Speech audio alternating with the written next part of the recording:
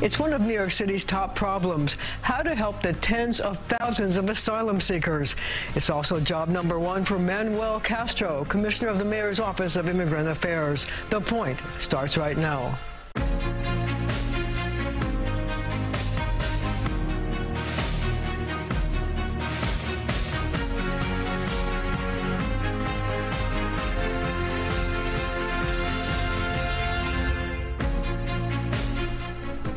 Manuel Castro, Commissioner of the Mayor's Office of Immigrant Affairs, knows what it's like to arrive in New York City without citizenship papers. At the age of 5, he crossed the border from Mexico with his mother. He was a dreamer whose job now is to help others make their dreams come true. So first of all, thank you for joining me. I know it's a busy time. You're opening up the Roosevelt Hotel as an arrival center. Tell me about that. Well, first of all, thank you so much, Marcia, for having me on the show. Today is a really proud moment for us in our response to this crisis.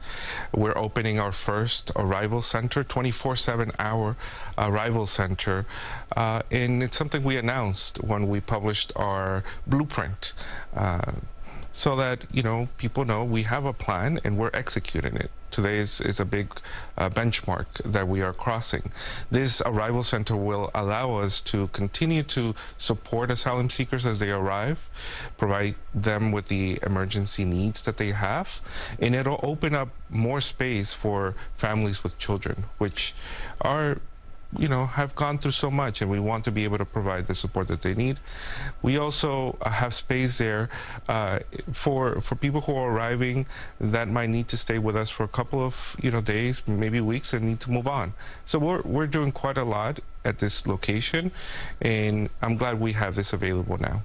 So I have seen that when it's fully fixed, you can have almost as many, 850 rooms.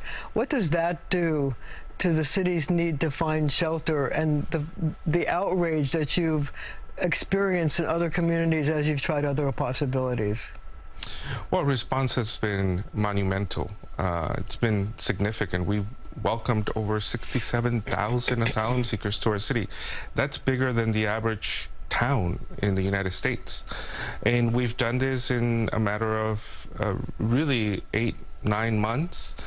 And actually, I do want to thank and acknowledge the many hundreds of city employees who have been working day and night in response to this crisis.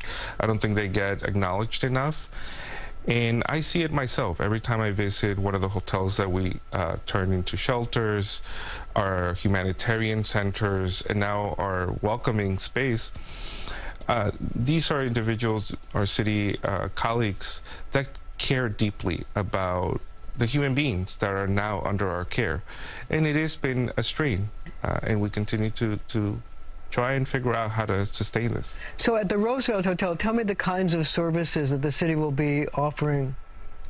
So, as I said, immediate emergency services. Upon arrival, people come with all kinds of needs, especially families with children.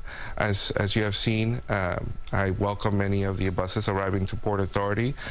The moment they arrived, I knew that many of these families had just crossed several borders. Some crossed literal jungles, and they had not received any care. So we want to provide that emergency medical care in particular. In fact, I do want to share just today at one of our humanitarian centers, one of the asylum seekers gave birth to a child. And in the center? In one of our emergency humanitarian centers. Really? Which, again, everyone knows that people have gone through so much. I mean, this family needed a lot of support, and we were there to provide it. And this is a kind of help that we are able to provide here in the city. This 24/7 arrival center will give us the facilities to continue to do that. And beyond that, yes, shelter, food, clothing, the basics that we're able to provide people, but in particular children. They need to be assessed for the many needs that they have, like vaccination. They need to be enrolled in schools. They need to especially be taken care of because I know, having crossed the border, as you said, when I was a child, is just a beginning of a long journey to recover from the trauma they've been through. Some have seen the imaginable. Some started their journey with both their parents and only arrived with one. I've heard of many stories that are just devastating. And so they are placed in our school system, and then teachers and parent coordinators, principals, are doing everything they can to support them. So let's talk about the schools. How many children so far have been sent to New York City schools, and how is the city coping with it, given the fact that many of them don't speak English and you need to find teachers who can teach English as a second language? I believe we have now close to 9,000 minors in our school system that arrived in the last year as asylum seekers. And of course, that number continues to grow. Most of the families, or most of the people arriving, are families with children. And it's, you know, it's a challenge, because we do need to find the resources. This was completely unexpected, first of all. And we've been saying this over and over. No municipality could have sustained something like this. We're doing our best. We're finding the schools and the resources that we can within our system to provide these needs. But the truth is, the needs are tremendous. My own wife is a school teacher, and we speak about this every day. And I talk to other teachers, and they're hearing these devastating stories from the children and the parents. But again, it's a monumental effort, because it does not end at welcoming people as they arrive. There are a lot of needs that we need to provide for them. And I'm just really proud that we're able to do this. I'm proud that the mayor allows us to take care of people and respond and not pay attention to all the noise, and care for people. But at the same time, the mayor and myself, we have been calling on the federal government from the beginning to do more. In many ways, we have bailed out the federal government. They would have more of a crisis on their hands. They would have children, families sleeping in the streets if it was not for New York City stepping up. I'm curious about one thing. Have things changed since Governor Abbott in Texas started this busing thing? Because it seems to me that when people came to the border, they weren't necessarily coming to New York. So how has that changed for you? Has there been, you know, is that something that's been sort of like the groundswell that's caused more of the problems for New York City? Yes, in fact, we've said it from the beginning. Governor Abbott, in deciding to take advantage of people at the border, put them on buses, direct them to sanctuary cities or welcoming localities, it really meant to create chaos. And he had said it himself. He put out a statement from the beginning, from the moment this began. He does not communicate with us. We don't know when the buses will arrive. We find out through other sources. We don't know who's in these buses. Governor Abbott is doing everything possible to make this a really difficult situation for the receiving cities and localities. Does that make you angry? It's infuriating, because when you welcome the families and children, you understand that a lot of these people don't know exactly what's going on. They assume that states are coordinating. They assume this is happening because of the federal government. They don't know the basics about next steps. So we do a lot of orientation, because they don't know what does it mean to be seeking asylum here. They don't know that they have to take many additional steps to actually get work permits and apply for asylum. We have been saying the federal government needs to step in at the border and coordinate. That should be a basic role of the federal government, and make sure that people are not being taken advantage of and put on buses and direct them to specific locations. This is an important point, actually. Prior to the governor's decision to bus people, there was a natural migration pattern. People would enter the country, or, you know, in this case, paroled into the country, and they'll disperse across the country with no issue. This is why before this situation, we didn't see much of an influx. It all changed when Governor Abbott decided to politicize this, and it's been unfortunate. And caused a big problem for New York. A big problem. And again, we have seen the numbers of people crossing the borders seeking asylum diminish after Title 42 was lifted this past weekend. But we have seen a continuation of these buses arriving to New York. So that says that, again, Governor Abbott is taking advantage of people. He started to bus asylum seekers to Denver, for instance, again, with the intended purpose of creating chaos in welcoming localities. And what's worst, and we have said this over and over again, the federal government is not helping us. The federal government is not supporting cities like New York who are doing the right thing. And that's sending a chilling effect across the country to other cities, other counties who are trying to do the right thing. I talked to my counterparts across the country. They are glad that we are speaking up and saying the federal government needs to do more. And you will be seeing this soon. Many of our cities and localities will be getting together and saying this cannot continue to happen. This is not a way to coordinate a situation like this. Okay, we're going to have to leave it right there for now, but we'll be right back.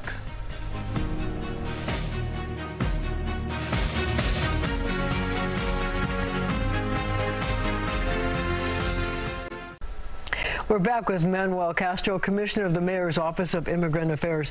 You know, the mayor has said that every day at 8 o'clock, he talks to his staff about the problem of the influx of asylum seekers coming here to the United States and to the city. And I wonder, what are those meetings like? I mean, are they tense? Are you worried about the fact that nobody else wants to take them? The counties around New York are being resistant to sending buses. Do you talk about the difficulty of finding space? What is it like? Yes, I'm actually really proud to be part of this team because I'm on these calls on a daily basis with the mayor and with the various teams responding to this. What's the biggest frustration? Well, first of all, we are our max capacity in terms of space. We've opened 150 sites to serve as emergency shelters for asylum seekers. And there's only so much space, and we continue to look everywhere. We've looked at over 500 sites at this point. And so on a daily basis, we get together and discuss the many options that we have. So what's next? What's the next place? I think people and New Yorkers know that we have done our fair share in response to this humanitarian crisis. It's a fast-moving humanitarian crisis. But again, the federal government needs to step up. But what about the state government saying, the governor saying to the county executives, hey, come on, step up. You have to take some responsibility too. Yeah, we, from the beginning, asked the state to step up. We depend on the state for a lot of things. And so this should not be just a city crisis. It needs to be a crisis managed by the state as well. And we've asked our neighbors to help. Yeah, but they're saying no. And they're saying no. And it's to a detriment of their own counties. We would have, because we're paying for these hotel spaces, we would have filled up all the hotel space that they had available, but they're refusing. Unfortunately, we are seeing some of the xenophobia come through in some of the responses that we've seen. That shouldn't be the case. Not in New York. We are New York, not just New York City, but New York State is a sanctuary state. We need to support our immigrant communities, and not just the newly arrived and the asylum seekers. This is sending a very negative message to other immigrant communities that live here and that the state depends on. So is there disappointment with the governor not doing enough to get the localities to step up? Well, again, New York City has taken on this crisis mostly on our own, and it's a year in, and we continue to bear the brunt of this. We need everyone to step up. What's the end game? I mean, how many people can New York City take before there's just no room at the inn? Well, look, you know, we have always been a welcoming city. But we have welcomed not just asylum seekers, but immigrants throughout our history, but not in this way. This is a crisis that is happening because of Governor Abbott and the federal government unwilling to step in and prevent it and support us as they should have. We've said this over and over. It's not the migrants that are causing this crisis. It's frankly now the federal government. They can be using all their power. So do you want them to stop people from coming in at the border? Or is it a money thing where they have to give you more money? Is it send them to other states? Should we be sending them to other states? Well, the first thing and the most important thing that the federal government can do is provide work permits to asylum. Yes.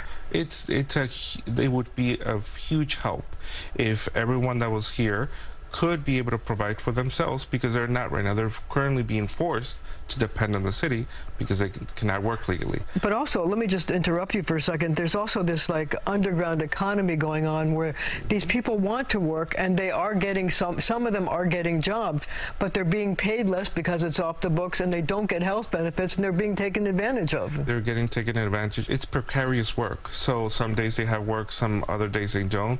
They're being forced to depend entirely on the city.